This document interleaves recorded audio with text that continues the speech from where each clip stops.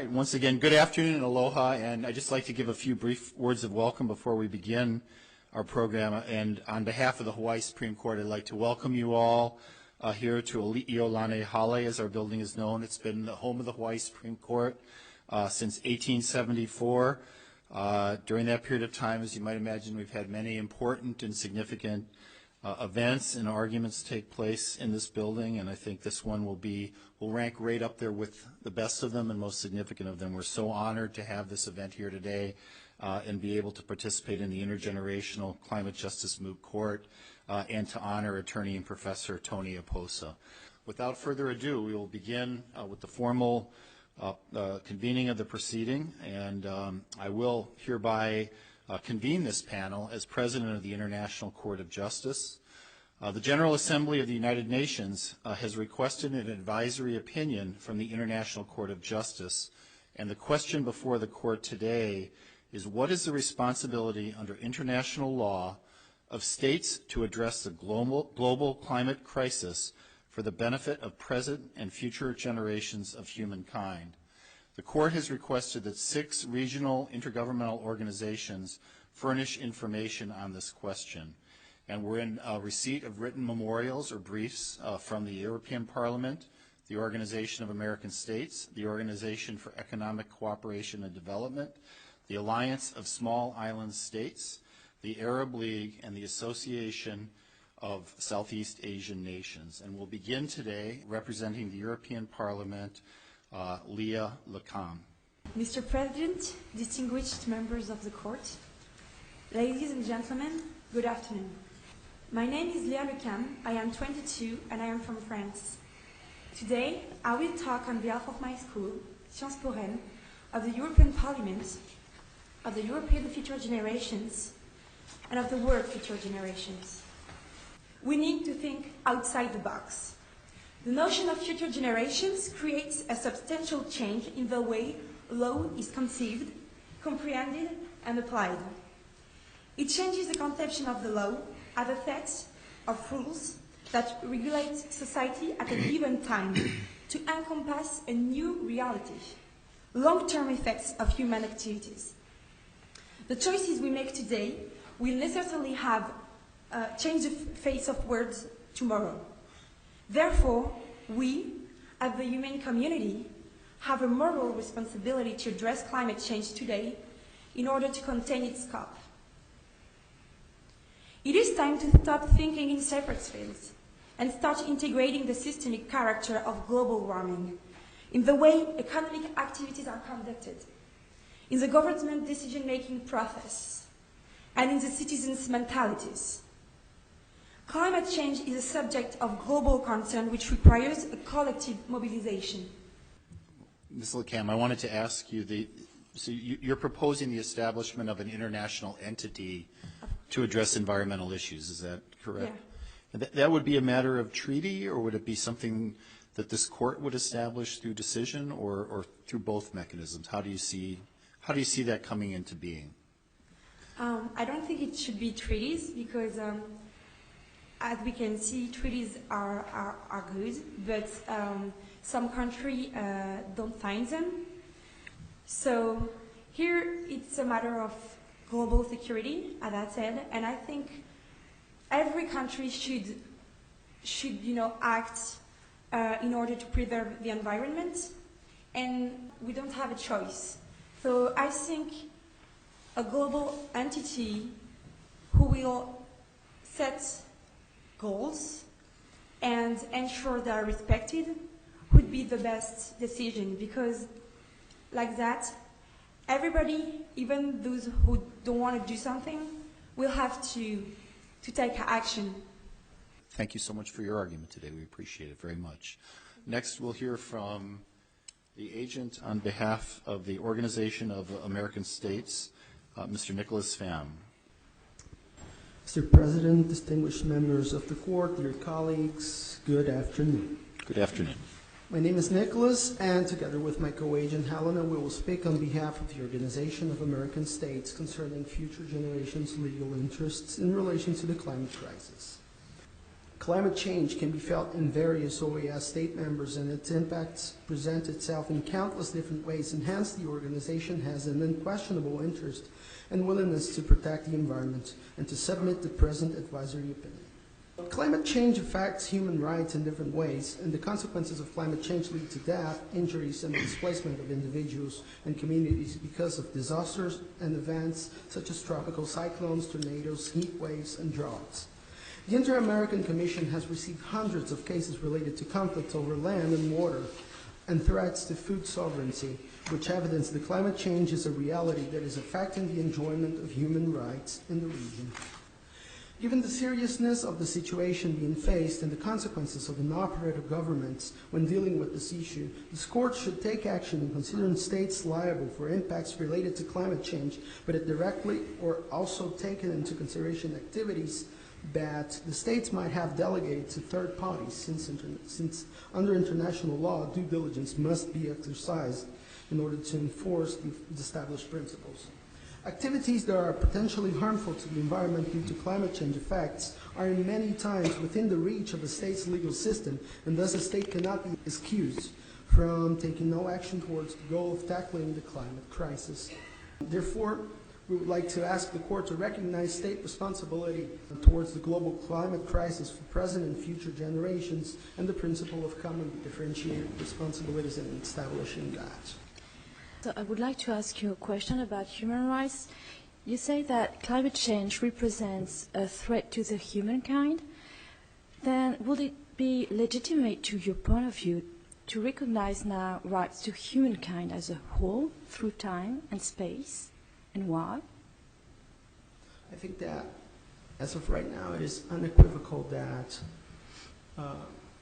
there are dangers to humankind as a whole, since the global effects deriving from actions that cause the climate change are happening everywhere and are ever growing. So we see that heat waves are affecting places that they've never been, and that we have events taking place such as the tornado to be around Hawaii, which is not a common thing, but due to increased temperature levels in the ocean nearby, it makes it more possible. So it is a threat to humankind as a whole, and it should be recognized as such. Thank you. Thank you very much for your presentation, Mr. Pham. Next, we'll hear from Ho-Shin Kim from Seoul National University on behalf of the Organization for Economic Cooperation and Development.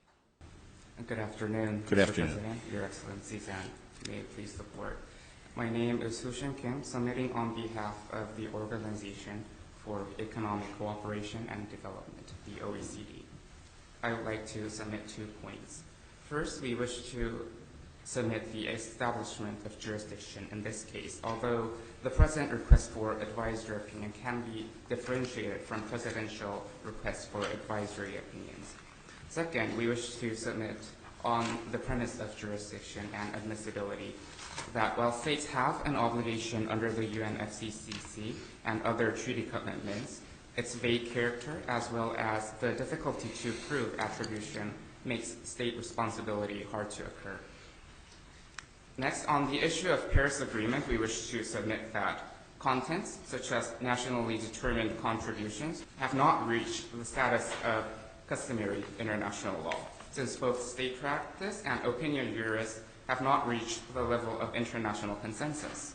You said that NDCs have not reached the status of customary international law. Why do you think it has not reached that status yet? First of all, we refer to, in our oral pleading, the number of ratification of the Paris Agreement itself. So regarding the NDGs, we are not denying the point that states can be obliged by their own commitment, but just to address the point that the content of the Paris Agreements are not enforced at this point. Thank you very much, Mr. Kim. Now, on behalf of the Alliance of Small Island States, we'll hear from Melissa Marie Cow from the William S. Richardson School of Law. Ms. Cow.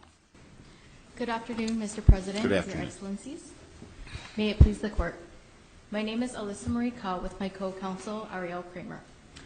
As agents representing the Alliance of Small Island States, I will be presenting the submission on the question of whether there is a responsibility for states to mitigate climate change damages for both present and future generations. The question presented to this court necessitates an interpretation of principles of customary international law as applied to environmental damage caused by climate change, and whether this environmental damage can be attributed to a state's activities with a sufficient nexus to invoke liability. Numerous principles of customary international law provide binding obligations on all states, and customary international law is established by consistent state practice and opinio juris. One of the best ways to establish opinio juris is for states to follow these provisions even if it is against their own interests. Just as the duties to conserve, preserve, protect, and use precautions supersede the rights and freedoms to exploit the natural resources on the high seas, which is an area of the commons for the benefit of present and future generations, so too should the same duties supersede the freedom to emit pollutants into the atmosphere.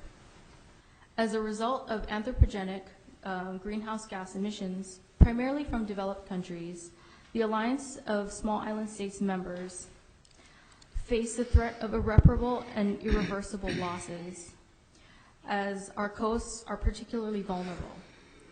Chloral bleaching, threats to diversity, and loss of land are just some of the many effects that plague our island homes.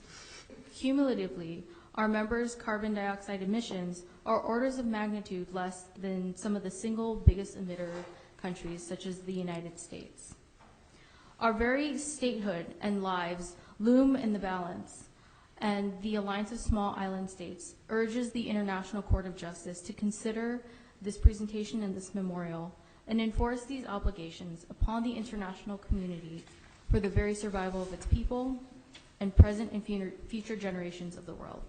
Thank you. In your paper, you in fact extrapolated the principle not to cause damage to other countries while engaged in activities within your countries or use of natural resources to relationships between generations, between present and future. So present generations are supposed to be responsible before the future generations if their activities damage their future life. If so, then how do you think, what kind of, liability, responsibility of the present generations before the future can be decided in this case, if damage is expected, proved, or who will do that, in the end, I doubt that the principle not to cause damage to territories outside the country can be extrapolated at all, because it's not just a declaration. It means that we should decide who is who, and how we shall deal further. Thank you. So I think with your question, Your Excellency, we can refer to the polluter pays principle discussion that we had in our memorial, and we would say that present generations have not only an economic obligation to rectify the damages that have already been caused, but they would also have to take on the common but differentiated responsibilities mentioned earlier in these arguments to ensure that climate refugees in areas such as Kiribati and Tuvalu are able to adapt in these new countries. So there are, while we cannot specifically attribute certain state activities to the massive amounts of climate change damage that are occurring, there are other forms that should be taken by present generations. Thank you so much, Ms. Cow. Next we'll hear on behalf of the Arab League from Joseph Baravic of the Pace University. Mr. President, Your Excellencies, may it please the Court. My name is Joseph Moravec, and I represent the League of Arab States, and I submit to you the question of our obligations to future generations in protecting the environment from climate change. It is best, I think, to start this argument from the beginning and where the UN was really created. The UN Charter was written to prevent the scourge of war and to safeguard humanity itself. Within the Charter is recognized a right to life, and we put to you that if there is a right to life individually, then there must collectively be a right to the continuity of life itself. Now, I grant you that each state has, since before the UN was created, natural law and international law both recognize that states have rights to exploit the natural resources within their territories. But this right has never been thought of as absolute. Many of my colleagues have already given the example of the trail smelter arbitration, in which the right to exploit your natural resources is limited by the obligation to not do any harm to neighboring states. And that could be taken in the context of those neighbors directly next to your state, and in the context of climate change, not to do harm to any other state. The right to a healthy environment, is it only the right of present generations or also the right of future generations? The rights of future generations are the question before the court, but I would submit to you that future generations have a right to be born into a world where they could exercise a right to a healthy environment, such that if we allow climate change to continue at its present pace, those future generations will not be able to exercise this right once they are here. Thank you very much for your presentation, Mr. Moravec. Next, we'll hear from Christine Joy Argalan on behalf of the Association of Southeast Asian Nations. She is from the University of Cebu College of Law. The environment is not an abstraction, but it represents the living sphere, the quality of life, and the very health of human beings, including generations unborn. Mr. President, honorable members of the court, here today representing the Association of Southeast Asian Nations, my name is Christine Joy Argalan, and with me is my co-agent, Ms. Carla Culalho. And together, we're glad and honored to appear before the International Court of Justice in today's proceedings. Your Excellencies, in speaking on behalf of the ASEAN region, our submissions will involve two overlapping realms of international law. First, on the environmental law aspect, we submit that nationally determined contributions, or NDCs, are manifestations of both treaty and customary law obligations. And second, on the human rights law aspect, that the protection and the preservation of the environment is essential in upholding fundamental human rights and attaining the full realization of the United Nations Sustainable Development Goals. Your Excellencies, briefly addressing the question of jurisdiction, we submit that this court, an international court, and other international tribunals have the jurisdiction to address international legal matters. Such was decided in the recent case of the Republic of the Philippines versus the People's Republic of China on the question of the South China Sea. Regardless of the lack of consensus or the consent of China, the PCA, or the Permanent Court of Arbitration, has the jurisdiction to discuss international environmental law matters, as well as the jurisdiction regarding the UNCLOS. In this case, Your Excellencies, we submit that application and interpretation of international matters is within the jurisdiction of international tribunals, such as this court. You point to NDCs as being treaty and customary law obligations. Now, my question is, what exactly about NDCs would be an obligation? Is it just having an NDC, communicating an NDC, or is it more? And in particular, I'd like to point your attention to Article 4.3 of the Paris Agreement, which says that each party's NDC shall or will represent a progression beyond previous undertakings and will reflect its highest possible ambition. These are parameters for NDCs. Would you, in your argument, agree that these are also custom? The second element to this is, in your memorial on page 28, you point out that a due diligence standard is the standard of care which is requires parties to exert their best possible efforts. Now, if the Paris Agreement talks about highest possible ambition, would you argue that this is also a due diligence standard that is reflected in the Paris Agreement and is actually the standard of care that parties need to exercise in their climate affairs?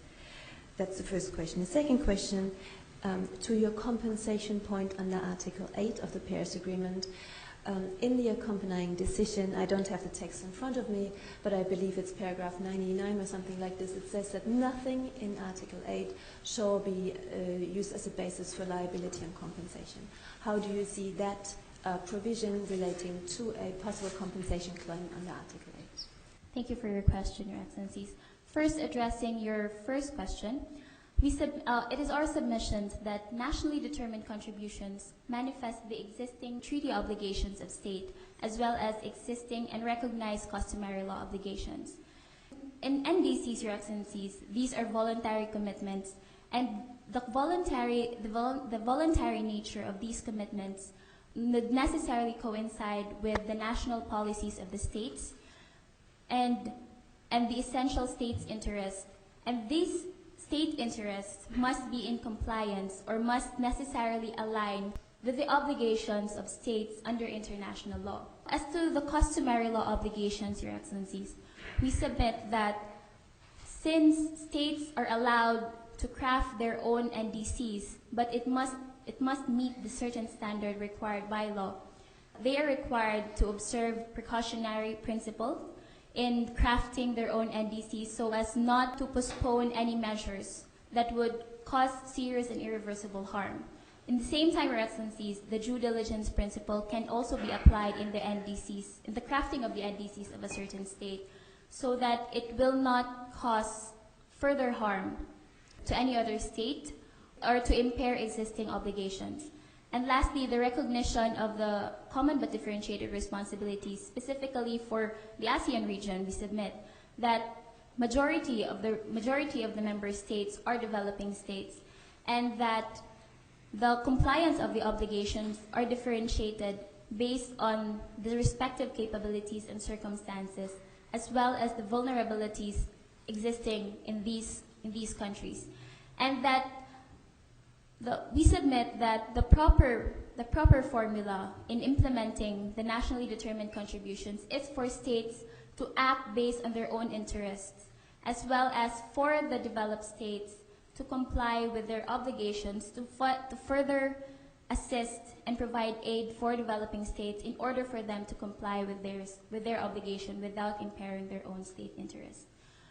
For the second submission, Your Excellencies, regarding the loss and damage mechanism, while it is true that Article 8 of the Paris Agreement provides that the loss and damage mechanism should not be made a basis for further claims of compensation, the Paris Agreement can be further emphasized in future agreements in order to provide for further mechanisms in order to allow developing states to claim insurance or assistance from developed states in addressing the adverse effects of climate change experienced in their certain territories and locations, Your Excellencies.